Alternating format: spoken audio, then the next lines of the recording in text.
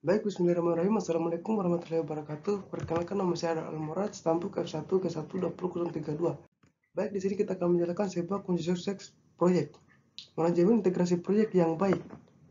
Yang pertama, manajer proyek yang harus koordinasi sama konflik area selama siklus hidup proyek. Yang kedua, beberapa manajer proyek yang baru mempunyai masalah dan melihat big picture dan ingin fokus dan berdetail. Yang ketiga, manajemen integrasi proyek tidak sama dengan integrasi software.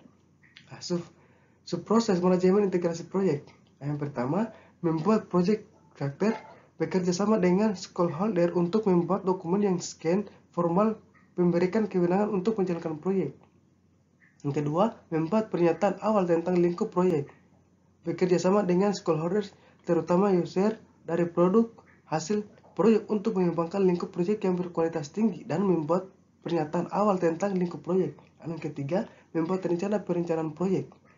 Mengkoordinir semua usaha perencanaan untuk sebuah dokumen yang skoner dan konsisten, yaitu rencana manajemen proyek.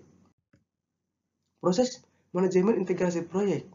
Yang pertama, mengembangkan dan manajemen eksekusi proyek.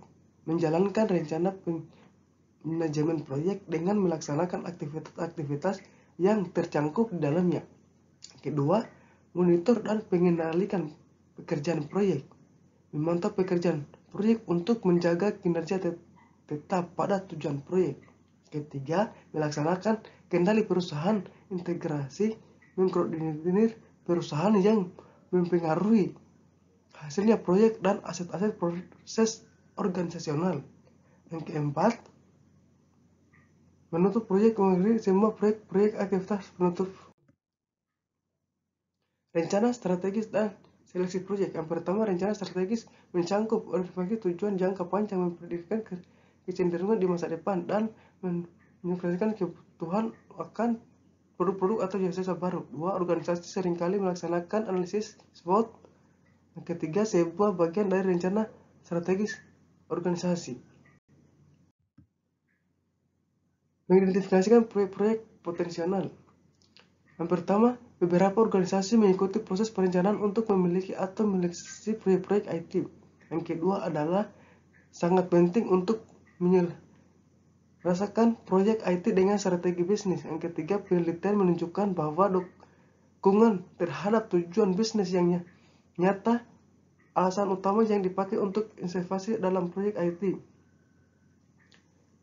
Perusahaan dengan operasi IT teknologisasi mempunyai biaya operasional per user dan 24% lebih rendah. 4. Penggunaan IT yang terdapat mengatur biaya pengembangan aplikasi. Perencanaan strategis dan pemilihan proyek. Yang pertama, perencanaan tujuan jangka panjang, memprediksi tren masa depan, dan memproyeksi kebutuhan produk dan layanan yang baru. Organisasi sering melaksanakan analisis SWOT untuk melihat kelemahan, peluang, dan ketiga, sebagai bagian dari perencanaan strategi organisasi. Mengatur dan mengelola pekerjaan proyek. Melibatkan pengelolaan dan pelaksanaan pekerjaan yang dijelaskan dalam rencana manajemen proyek. Yang pertama, untuk sebagai besar waktu dan uang biasanya dihabiskan untuk evaluasi. Dua, reaplikasi proyek secara langsung mengaruhi pelaksanaan proyek karena produk dihasilkan selama pelaksanaan. Tiga, manajemen proyek perlu fokus untuk memimpin tim proyek dan mengelola hubungan aku bagi untuk pelaksanaan rencana manajemen proyek dengan luas. Baik, mungkin itu saja yang dapat saya jelaskan. Kurang lebihnya mohon dimaafkan. Wassalamualaikum warahmatullahi wabarakatuh.